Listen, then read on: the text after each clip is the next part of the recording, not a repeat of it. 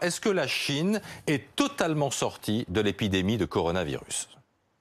Presque totalement sorti parce qu'aujourd'hui, on a compté que quelques dizaines de cas confirmés, mais tous sont importés de l'étranger. Et Et jusqu'à aujourd'hui, c'est pour cette raison que vous avez fermé votre frontière aux étrangers? c'est très, comment dire, très sérieux. Les risques de l'importation des cas confirmés parce que à l'extérieur du pays, la situation de l'épidémie s'aggrave de jour en jour. C'est-à-dire? C'est-à-dire, il faut prévenir le risque de l'importation parce qu'on vient de réussir à contenir l'épidémie à l'intérieur du pays. On ne permet pas le rebondissement de l'épidémie dans le pays. Officiellement, monsieur l'ambassadeur, le nombre de victimes du Covid-19 en Chine est de 2535 morts. Est-ce que la Chine a sous-évalué ce bilan? C'est pas 2535. Dans le pays, le total des décès, c'est 3305. Aujourd'hui, on a dénombré. 2500, c'est le nombre à Wuhan. On n'a pas sous-estimé. C'est très précis. Est-ce que vous démontez le chiffre de 40 000 morts évoqué par les habitants de Wuhan depuis le début de la quarantaine le 23 janvier? Je vous pose cette question parce qu'on a vu ces images qui ont d'ailleurs été ensuite censurées sur les réseaux sociaux de dizaines de milliers de Chinois en train de patienter pendant des heures pour essayer de récupérer les cendres de leurs proches. Est-ce que vous démentez ce bilan de plusieurs dizaines de milliers de morts? Laissez-moi vous dire, d'après les statistiques de la municipalité de Wuhan, l'année dernière, 2019, on a compté 51 000 plus quelques 200, 51 200 de décès pendant toute l'année. Donc, à peu près 4 000 par mois en moyenne. Et comme en hiver, il fait très froid, donc il y aura plus de décès que les autres mois. Donc, au mois de janvier et février, peut-être 5 000 par mois. Donc, oui, entre 400 000 et 40 000, il y a un grand écart, monsieur l'ambassadeur.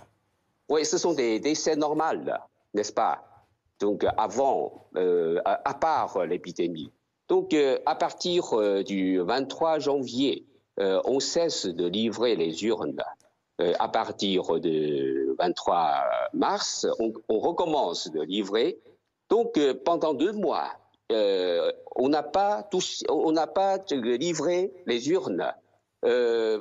Donc, pendant cette période, mis à part les décès causés par l'épidémie Covid-19, il y aurait à peu près 10 000 décès causés par d'autres Monsieur l'ambassadeur, dans ce cas, pourquoi raisons. avoir censuré immédiatement ces photos? Là, on les voit, on a pu les récupérer, mais elles ont été immédiatement censurées, ces images de files d'attente de personnes attendant justement de récupérer les urnes, les cendres des défunts.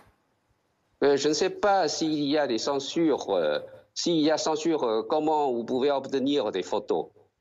Elles ont été mises un temps en ligne, justement, et ensuite, immédiatement, elles ont disparu. Mais je ne sais pas. Ce sont des informations que je ne peux pas vérifier. Mais ce que j'ai dans mes mains, c'est que le chiffre, c'est comme ça. Donc, en normal, pendant les périodes normales, il y aura 4 000, 5 000 morts par mois. Donc, pendant les 2 mois de confinement de Wuhan, mis à part les morts causés par l'épidémie, il y avait aussi d'autres décès.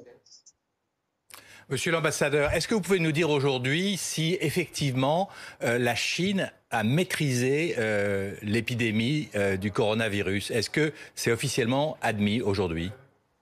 Oui, on a bien maîtrisé, on peut dire, à part quelques cas très isolés.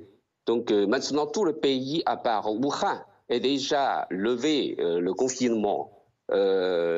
L'économie et la vie sociale a retourné à la normale.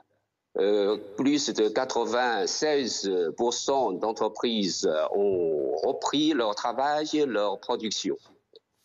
Je voudrais qu'on parle Et des les masques, monsieur l'ambassadeur. transports retournent à la À la normale. normale. Je voudrais qu'on parle des masques, monsieur l'ambassadeur, parce qu'il y a un pont aérien qui est évidemment organisé notamment entre la France et la Chine pour la livraison de masques. Est-ce que la Chine est en mesure de produire les masques dont le monde entier a besoin? La Chine fait de nos mieux pour produire et fournir des fournitures médicales au monde, aux pays qui en ont besoin. Donc, nous pensons que c'est notre obligation parce que quand la Chine était en difficulté, des pays étrangers nous ont fourni aussi des aides et assistances. Maintenant, c'est à nous de renvoyer l'ascenseur. Est-ce que les délais seront tenus, monsieur l'ambassadeur? Quel délai? La France a demandé 1 milliard de masques sur 14 semaines. Est-ce que c'est jouable? Je ne connais pas les détails. Parmi ces 1 milliard de masques, combien de commandes de la Chine ou bien d'autres pays? Je ne connais pas les détails. Mais j'ai vu que hier, il y a déjà un premier cargo qui est arrivé à Paris, transportant des dizaines de millions de masques. C'est une bonne chose.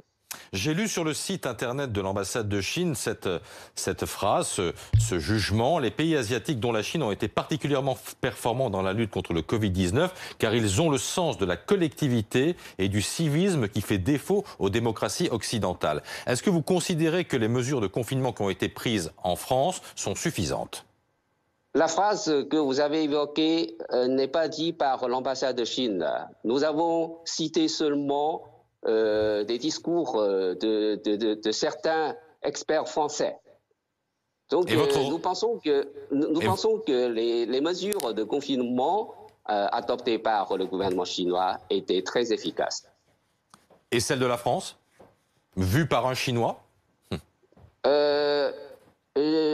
Donc j'ai plein de confiance au gouvernement français d'appliquer le confinement et de contenir la propagation de l'épidémie. Monsieur l'ambassadeur, est-ce que vous avez des informations sur la recherche d'un vaccin en Chine? On sait qu'il y a une coopération entre les médecins de Wuhan, en particulier un centre d'épidémiologie, et les épidémiologistes français. Est-ce que le vaccin avance en Chine, selon vos informations? Des scientifiques ont déjà entamé la recherche de vaccins et ont obtenu des progrès. Donc, il y a quelques jours, un groupe de scientifiques a déjà commencé le test de ce vaccin sur l'humanité. Merci beaucoup, monsieur l'ambassadeur, d'avoir été en direct avec nous sur BFM TV dans Première Édition.